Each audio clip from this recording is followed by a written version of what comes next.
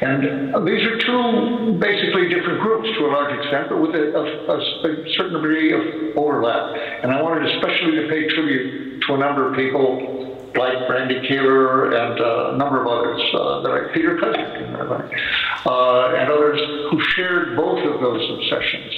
And I wanted to include, and I said, who were committed as I was to the movements against nuclear war and against wrongful intervention, starting with, in our case, with Vietnam, but many, many since then. And it occurred to me that somebody that I'd always understood shared those two concerns and commitments and obsessions was my friend Cy Hersh.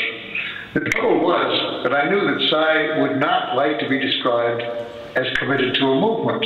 He's a reporter, he's an investigative journalist.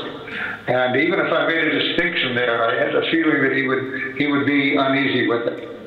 But the truth is, this is a man who is passionately committed to the best aspects of our Constitution. There are some better than others, but the Article 1, Section 8, the fact that it should be the Congress that decides whether we get into a war, and when they do that, that should be in accord with the UN Charter and against aggression. Somebody who understands the dangers of nuclear war totally and is passionate about it in private, and what comes out of that is truth in the terms of realistic reporting about when the government is deceiving us and when its policies are based on lies and on ignoring our Constitution.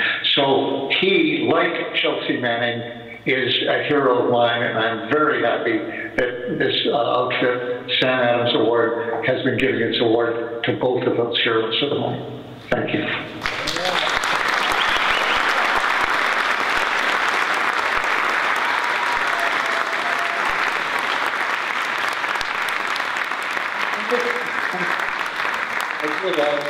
I could say something that I very much wanted to pay tribute to Cy Hersh for, very specifically, in April 2006, he revealed from a lot of interviews that the George W. Bush administration, in particular Vice President Richard Cheney, had ordered plans for attacks, widespread attacks on Iran, and specifically for prepare nuclear attacks on Iran. And that the Joint Chiefs were opposed to this and criticized it, but of course they can only go so far under civilian authority work. He revealed that, as did Philip Giraldi, former CIA official. Both revealed this planning.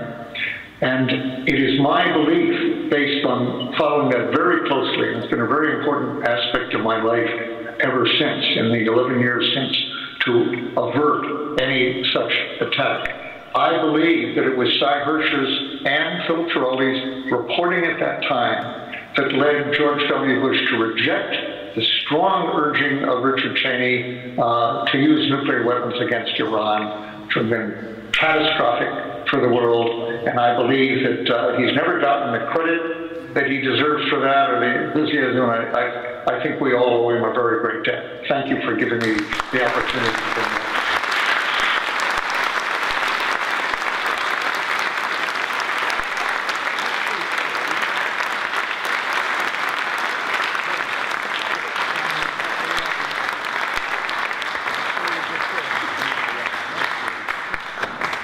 Well, thank you, Daniel Ellsberg, both for the depth of perspective and for the current warnings. Very timely and very frightening, I would say. So thank you very much for participating in this. And I wish Cy Hersh could have been here with us tonight, but other constraints applied. He received his award slightly earlier in the evening, but was very honoured to be another Sam Adams laureate. So thank you. For the next phase of this evening, I'd like to call onto stage three next speakers. First of all, John Kiriakou, please come up.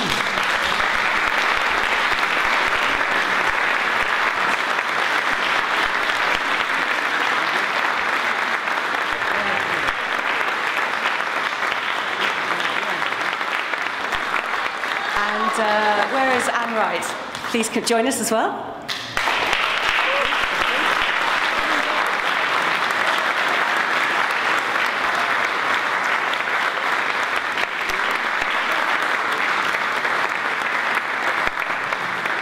And thirdly, Ray McGovern. Where is he sitting?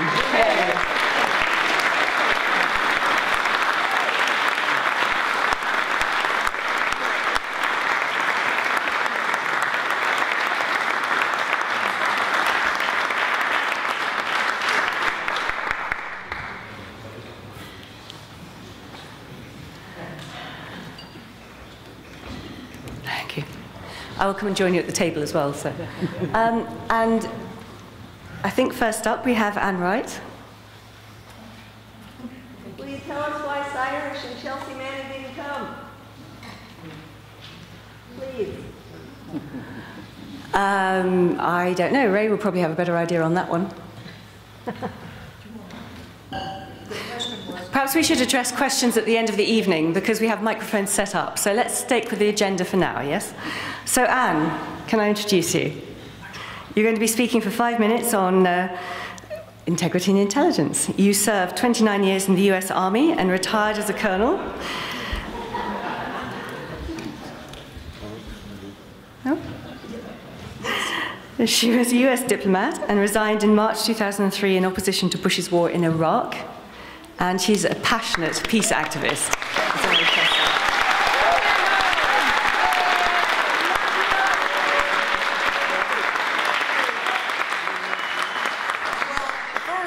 To address Medea's question, because if we don't address it, she's going to keep asking it. Yay!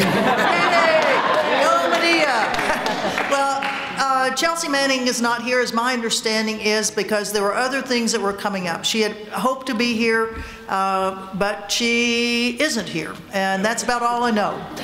Seymour Hersh made a decision that he wanted to have the Sam Adams Award awarded at a private dinner.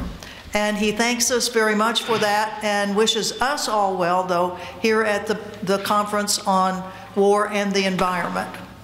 So with that, I want to say thank you all so much for being here. It's so important that we're here to talk about this intersection between war and the environment. And as we are all here talking about an aspect of our government and its intelligence agencies. I myself served both in the Army and in the State Department. I never was officially an intelligence officer. However, as a U.S. diplomat, even though I was not CIA, everybody's an intelligence officer. Everybody that was working in the government and working overseas is actually, listening, talking to people, and one hopes they're talking to them in a positive, beneficial way for the whole world. We know sometimes that's not true. But one thing I would like to emphasize is that right now in this terrifically difficult time that we have with the Trump administration, which is gutting our government. And many people may agree with Trump that maybe it's over, maybe we got too many people in the government. How many of you all think we have too many people in the government? Wrong people. Yeah, there you go. Yeah. Well, and which ones should go? The military. Okay, there you go. Yeah, we got 1.4 million people in the military. Okay, how many of you all think we ought to reduce that? There we go. But there are, okay, how many want the CIA to go? I'm with you. Yeah. Okay, how many would like to have the EPA stay? Yeah. How many want the Department of Education to stay? Yeah. Okay, how many would like to have, what else do we have? Department of Energy? Yeah.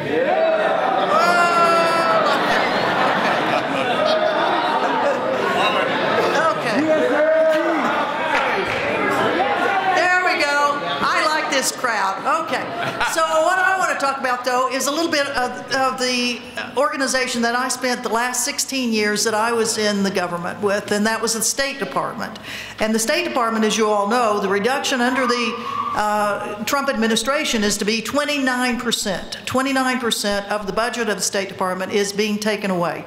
One could argue, okay, we do have a lot of programs that we have for our ability to work in other cultures.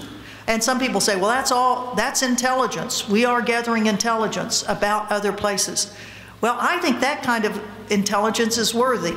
I think we need to know a lot about other cultures, don't you? Yeah. We need to know about them. We need to know enough about them to know that we shouldn't be killing them, that we should be friends with people. We should know enough about them to appreciate all of the culture that they bring to us. And every one of those cultures that we're going after right now have a much longer history by how many thousands of years than our pitiful little 240 years. I mean, we are such babes in the woods on this thing, and yet we're going after huge, long, Iraq, Iran, thousands and thousands of years old that they are. We look at Korea that was only divided 70 years ago, after World War II. We divided it. We and the Russians divided that. And now we vilified part of that peninsula, the northern part of that peninsula, beyond belief. We vilified the North Koreans until most Americans, not you all I don't think, but most Americans think that North Koreans are just horrible, terrible people. And yes, their government has done some very brutal things.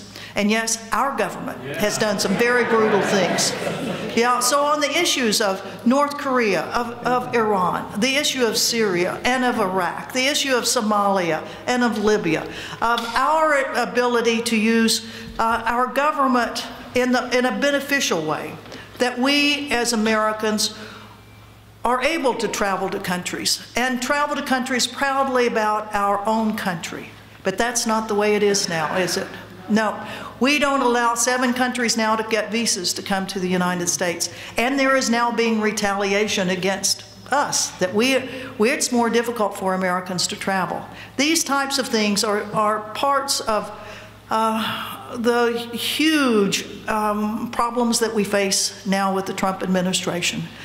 And while I know this little comment that I've made has not really been quite the intelligence thing that maybe you're looking for, but I think that's just like what I'd like to say, that we need to hold our government accountable, and we need to go after it when we know it's doing wrong. And I know you all do it. I know that you'll be out at the White House anytime you can. And let me just mention that for the next 3 weeks, we're going to have a noon vigil. We're going to follow the Catholic workers on there every Friday, but we're going to have a noon vigil every day on the issues of North Korea and in Iran, so that our voices will be right there, right at Trump, speaking right to him. It's our country, and we have to make sure it's the country that we admire and respect. Thank you.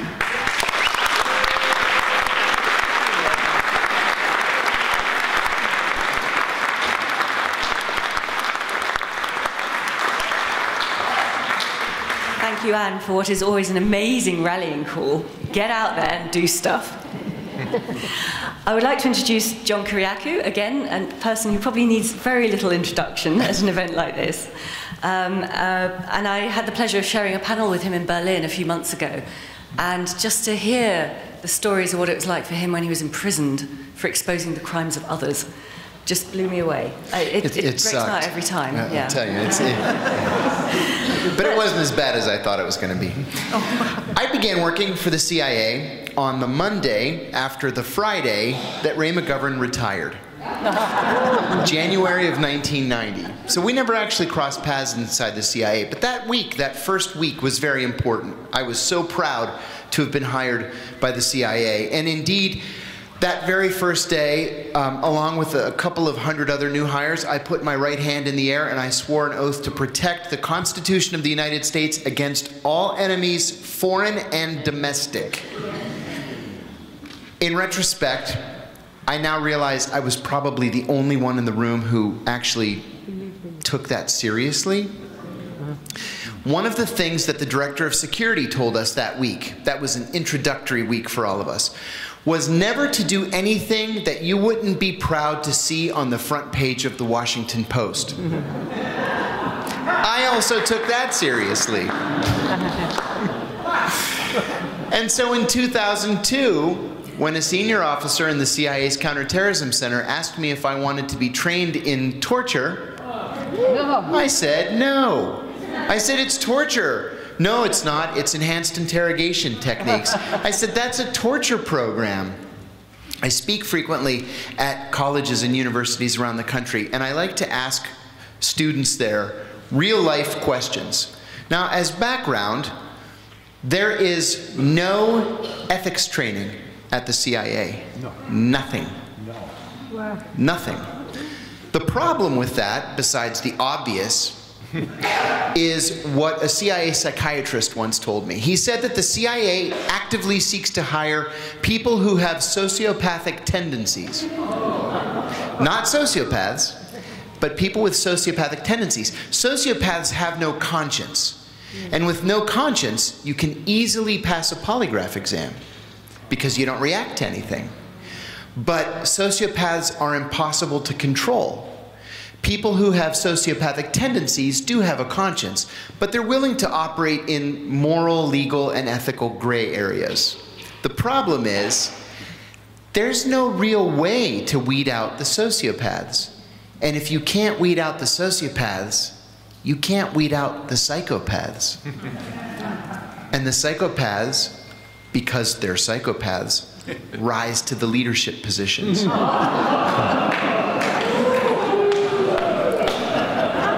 So let's say that you are a CIA case officer and you're working overseas, and it can be anywhere. Let's say the Middle East. You're in Egypt.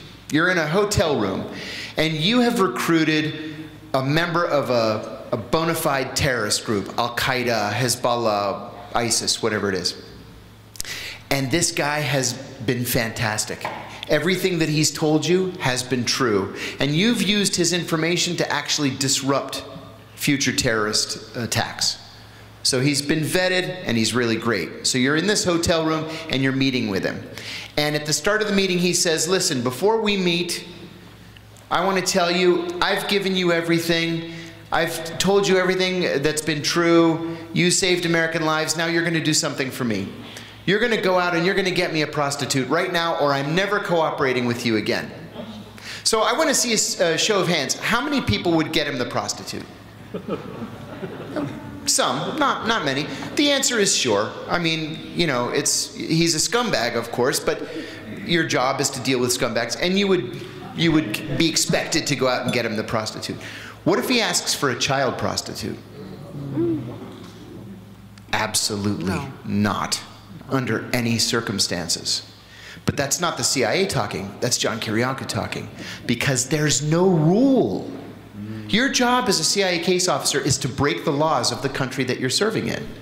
That's your job. Your job is to commit espionage, which in most countries is a death penalty crime. Your job is to convince people to commit treason for you, because they like you so much, or they like the money that you're giving them so much. So, because it's the nature of your job to break the law, there are no rules that are written for you to carry out that job. Now, the problem there is that most CIA case officers would procure the child prostitute. And even if they felt funny about it, they would be told by headquarters, you have a job to do. This is a bona fide source here. Go do your job. That's the problem, or the nature of the problem, of ethics and intelligence operations. There are no ethics in intelligence operations. I've come to the conclusion, after all these years, that there probably doesn't need to be a CIA. I think it's the truth. I think Daniel Patrick Moynihan was right in 1976 when he said that the CIA should be broken up. John Kennedy was right in 1963 when he said the CIA should be broken up. Certainly other governmental organizations can carry out those duties. And to tell you the truth, I'm hard-pressed to point to any CIA successes over the last half a century. That's right. Other than meddling in elections, we always seem to do that short-term successfully, long-term unsuccessfully. But like I said, the bottom line is there are no ethics in intelligence operations. You either enter the CIA with your own set of moral values or you don't. And again, if you don't, you're probably going to do pretty well there. Sorry I had to keep this very short. Thank you very much for your time.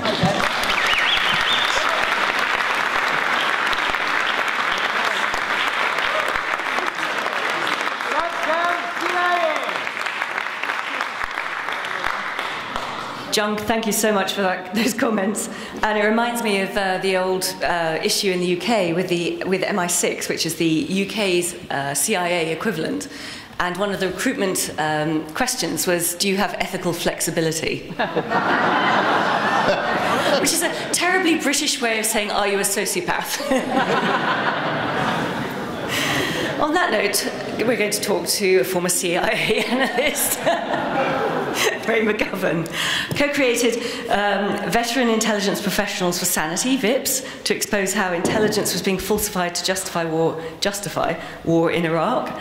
Formerly a CIA analyst of 27 years, he prepared the President's daily brief and chaired the National Intelligence Estimates. And also someone who really got the ball rolling with Sam Adams and the award every year. So thank you, Ray. And 10 minutes. You, Annie. 10 minutes. Thank you. Thank you. This is working. This is working, I guess. Good. What a treat it is to see you guys out there. It's just incredible.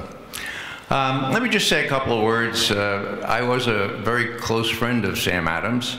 He and I served together. Matter of fact, we entered the agency together on the same day, about 7 months before John Kennedy was killed.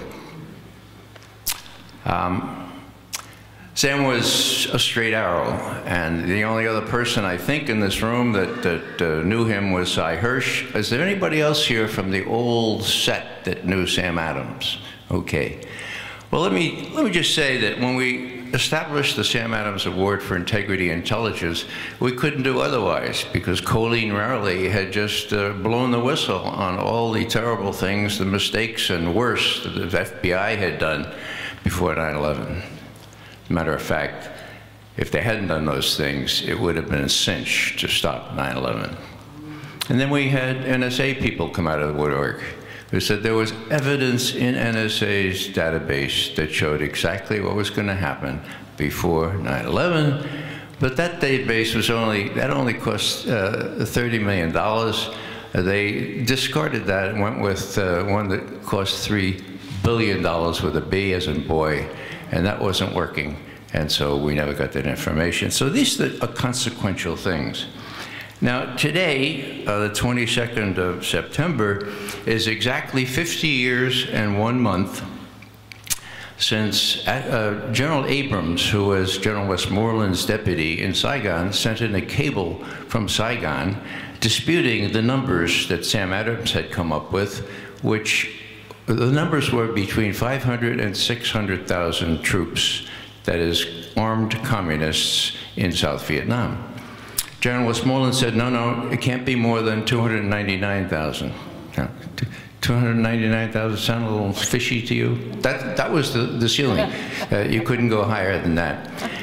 Abrams sent in a very sensitive cable on the 22nd of August, so 50 years and 1 month ago.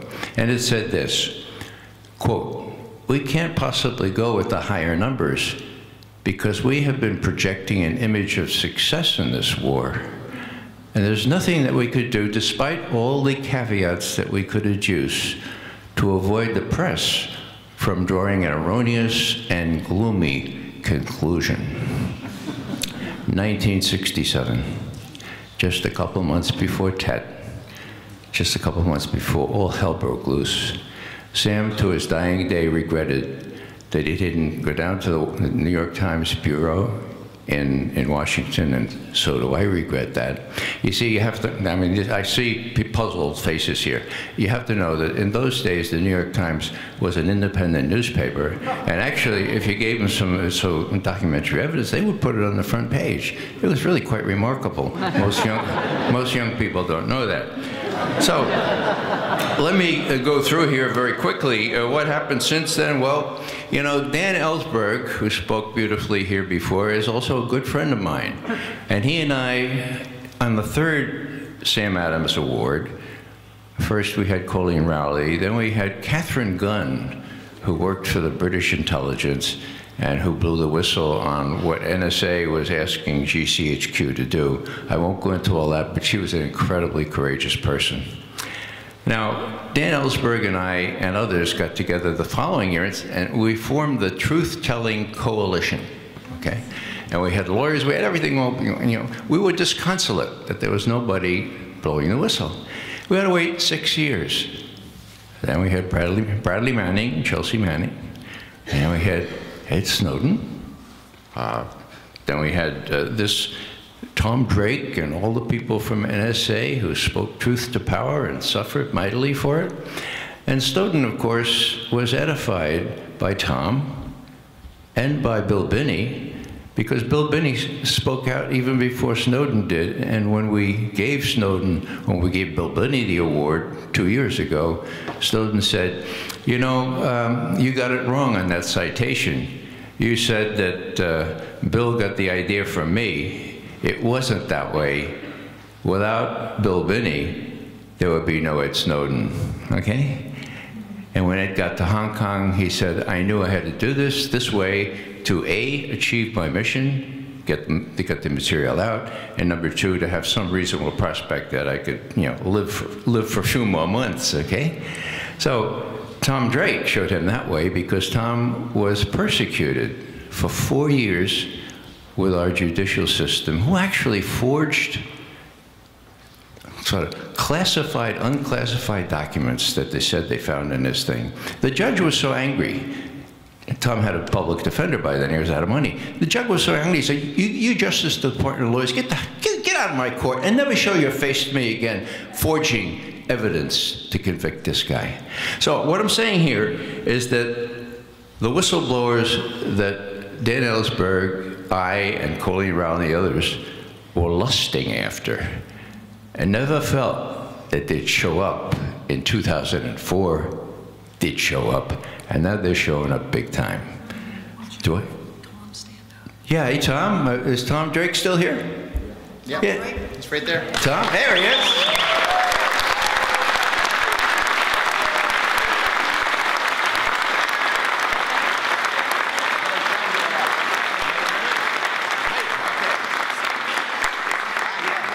Another one of our awardees is Jesselyn Radak, who was a whistleblower for the Department of Justice.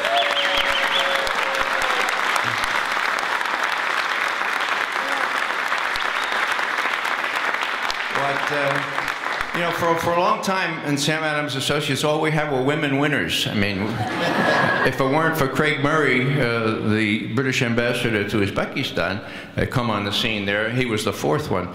But Jesselyn Radak, what she did was she told the Department of Justice, hey, I'm the ethics person here, and when you interrogate John Walker Lind, he's an American citizen, I'm sure you're going to read him his rights, correct? Incorrect. She was not only disregarded, but dissed and ran into about the same level of programs that Tom Drake did. So they're both the real deal, and there are others here from other years that have won. What I want to talk about is this in the last 2 minutes. There's another whistleblower that nobody knows about. It has already given Julian Assange heaps and heaps of documents. Matter of fact, when Julian Assange announced in early March of this year that this one contractor for the CIA had given him information that was more comprehensive and more important than all the stuff that Ed Snowden had released, whoa, Anybody hear about that? No. Oh, okay. Did you hear from the New York Times? No. Well, long story short, this is a treasure trove. It's called Vault 7. And I'll just mention one thing that didn't make the New York Times, and that is it includes something called Marble Framework. Now, this is a cyber offensive tool that allows the CIA to hack into a network or server or a computer, and the word is obfuscate. 35-cent word in CIA. Obfuscate who hacked in, and then leave little traces in foreign languages like, oh, they worked in 5. Chinese, Arabic, Farsi, Korean, and oh yeah, Russian. Now think about that, guys. See if you can connect some dots here, you know, because nobody else is connecting those dots. Suffice it to say that, you know, Zy and the professionalism with which he works and how deeply dependent he is on people within the structure, that's incredible. And he does incredible work. But so does Julian Assange, okay? And what I have... And that's not just because he's one of our Sam Adams Associates winners in 2010, but because he is the one that this contractor in CIA knew that he could go to. Who is it? Nobody knows. Anybody ever been arrested? No. Does he still work as a contractor with CIA? You don't know. So what I'm saying here is that we have a really good thing going. It's only, what, 2004, what, 2000, what's today? What, 13, if I subtract, 13 years after Dan Ellsberg and I were disconsolate about how there were no truth tellers, there were no whistleblowers. It's big time now. To the degree you can support them, and to the degree you can spread the information that they give, it may not be in the New York Times, okay? But spread it with your friends. Make sure people know, and if you live next door to a CIA person, mow his lawn, or do something nice to him, and get a kind of rapport, recruit him, and have him talk to Julian. Thanks.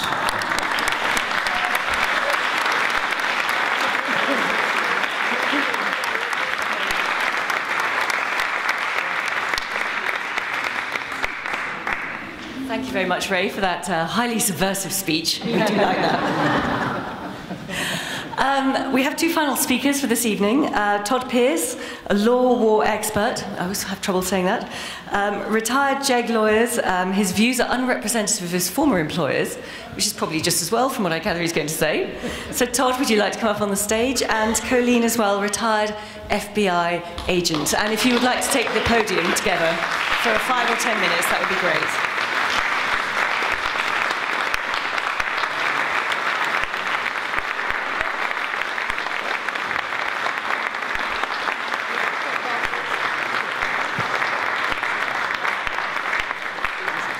So, if you can't recruit your neighbor, the CIA operative, I have another suggestion.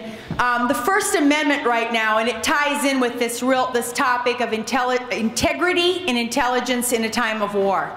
Todd has researched everything from the Civil War. I mean, he knows this, what they call the law of war. Unfortunately, the law of war is hardly any law. It means that you get rid of your Bill of Rights, and especially the First Amendment. If you remember back to our great Abraham Lincoln, one of the first things he did was round up the editors. A couple hundred editors were imprisoned for criticizing the war.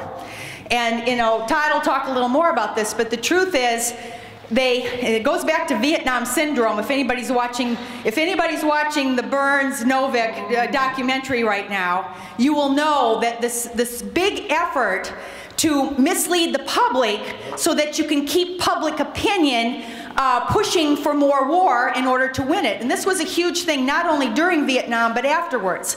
You had all kinds of suppression of First Amendment, even to the point of shooting people in protests, etc. Right now, the current